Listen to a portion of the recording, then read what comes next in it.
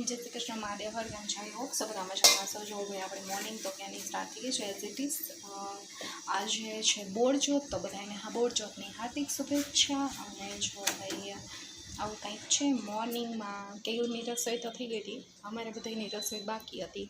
આજે બોરચોથ છે તો ખાસ કરીને આપણે લેડીઝ બધાએ મગ અને રોટલા ખાવાના હોય, પણ મને મગ હવે અમારે દર વેનસડે હોય છે કે બહુ મને ભાવતા નથી, એટલે આપણે થોડાક વાની લેશું।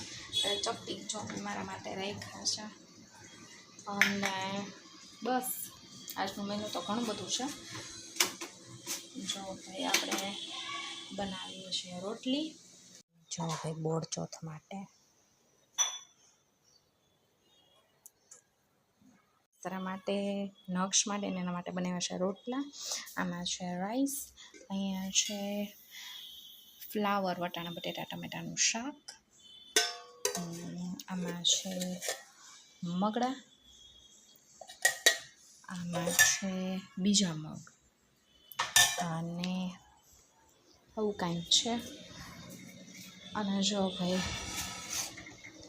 અહીં આપણે સરસ મજાનો જો તાવડો મૂકી દીધો હતો, કારણ કે કાલે રહેવાનું છે પાછું નાગપાંચમી, તો જો ઠંડી પૂરી ખાવાની હોય, પણ અમે જીરાવાળી પૂરી કરી નાખી છે। જો તો નાસ્તામાં હાલે, ઠંડી પૂરીને દહીં ને એવું ખાવું હોય ને તો હાલે।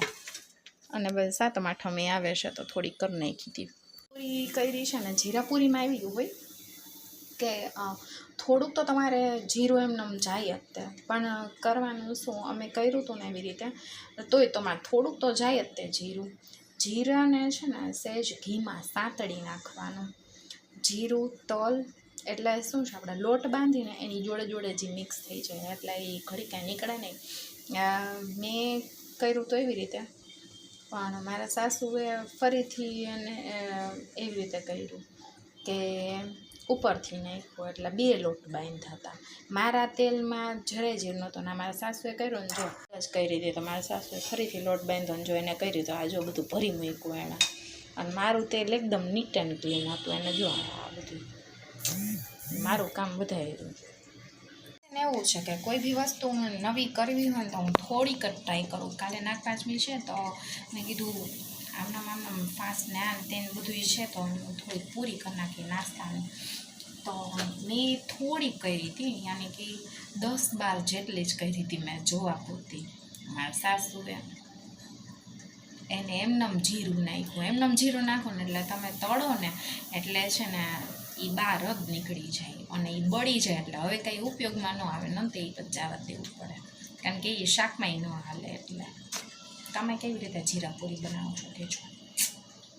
આની રેસીપી કહી દઉં, રેસીપીમાં કંઈ છે નહીં, મેંદો, રવો, થોડોક ચોખાનો લોટ 1 ચમચી, 1 વાટકી તમે મેંદો લ્યો, 1 વાટકી રવો, અને 3 ચમચી ચોખાનો લોટ, અને 1 વાટકી તમે ઘઉંનો લોટ લઈ શકો। એ જીરાપૂરી બહુ જ સરસ થાય। જીરાપૂરીમાં ખાલી જીરું નાખી શકાય, અને જીરા સિવાય તમારે તલ નાખે તો તલે નાખી શકાય। હું 2-3 રીતે ગઈ સાતમ આઠમે હું વધારે જીરાપૂરી બનાવતી નથી, પણ સાતમ આઠમ હોય ને ત્યારે વધારે બનાવું છું। જીરાપૂરીમાં છે ને આદુ મરચાંય ન ખાય, જેને ભાવતા હોય ને એને આદુ મરચાંવાળી એ જીરાપૂરી સરસ લાગે। ગુડ મોર્નિંગ, જય શ્રી કૃષ્ણ, મહાદેવ હર કેમ છો? આઈ હોપ સો તમે મજામાં છો। બધાને આજે નાગપંચમીની હાર્દિક શુભેચ્છા। અને આજનો બ્લોગ સ્ટાર્ટ કરીએ કે આજે સવારમાં જો ભાઈ રસોઈ બસોઈ તો થઈ ગઈ હતી। આજે બનાવ્યું છે, શું બનાવ્યું છે મને એટલું યાદ નથી, જો હવે મારું મગજ ખાલી થઈ ગયું છે। હા, આજે મેં બનાવ્યું છે ગુવાર બટેટાનું શાક, ભાત, રોટલી। મારા સસરા માટે છે કંટોલાનું શાક, પછી બનાવ્યું છે સાસુ એના માટે કરી છે કાલે ઇડલી, કારણ કે એને છે આજે નાગપંચમી રહેવાના છે, એ દર વખતે રહે છે, તો આપણે પૂજા એણે કરી લીધી, આપણે ખાલી પગે લાગી લીધું, આવું કાંઈક છે। અને બસ જો આપણે રસોઈ થોડી કરવાની હતી તો કરી નાખી છે, થઈ ગયા છે આપણે નવરા। ત્રિશાબેન આરામમાં છે, અને નક્ષભાઈને હમણાં લેવા જવાનું થશે, વાગ્યા છે 12:30, આમ કામ બામ બધું થઈ ગયું છે તો મેં કીધું ચાલો ફટાફટ હવે થોડીક વાર મોબાઈલ મંત્રી પછી ત્યાં લેવા જવાનો ટાઈમ થઈ જશે. આવું કંઈક છે.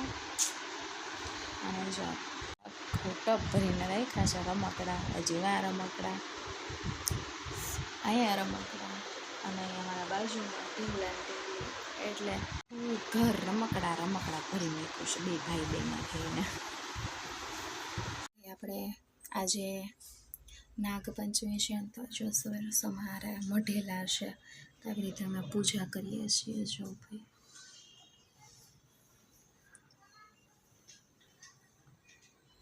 દૂધ નહીં ધરાવતું પણ અમે ફ્રૂટ નહીં દૂધ નહીં છે ને નીચે કૂતરાને કે એને પીવડાવી દઈએ. પછી જો આવી રીતે અમારા સરસ દોરેલા છે. ત્યાં પૂજા કરી છે. તમે કેવી રીતે પૂજા કરી શકીએ છીએ? અને નાગભાઈ જો ભાઈ રમે છે. હાય એનું કેલ્સી ફરીથી મળી ગયું છે અમારો માન ગોતીને. અને જો ભાઈ નાગભાઈ પાછા બ્લોક્સથી રમવા માંડ્યા છે. કાદિકા હા અહીંયા બને છે મસ્ત ગરમ રોટલો વઘારેલો.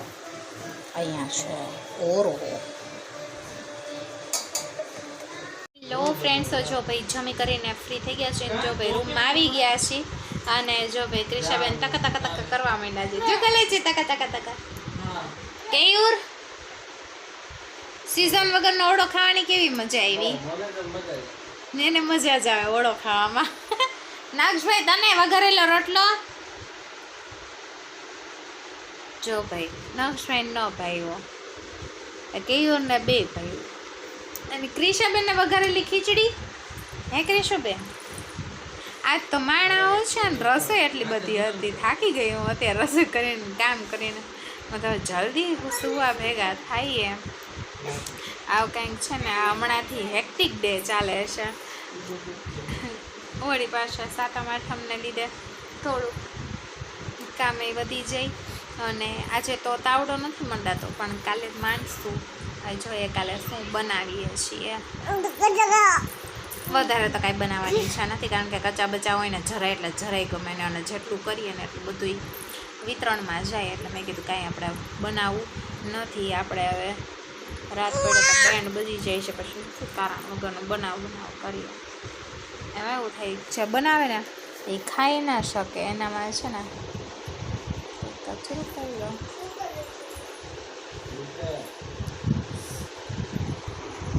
જે બનાવીએ ને એ ખાઈ તો શકીએ અને આપણે ખાઈએ પેલા બીજા બધા ઓછી છીએ. એટલે મેં કીધું આપણે ઓછું જ બનાવશું. અને આવું કંઈક છે તો મળીએ કાલે એક નવા જ બ્લોગ છે. ત્યાં સુધી ગુડ નાઇટ, જય શ્રી કૃષ્ણ, મહાદેવ હર અને સાયનારા. જય શ્રી કૃષ્ણ. ને ક્રિશાબેનના નખરા ચાલુ થઈ ગયા છે. જો કે ચીસ કરે છે પણ બેમાંથી બે છોકરાઓ માનતા નથી. મારા તોફાની થઈ ગયા છે નક્ષ ને ક્રિશા બે. જો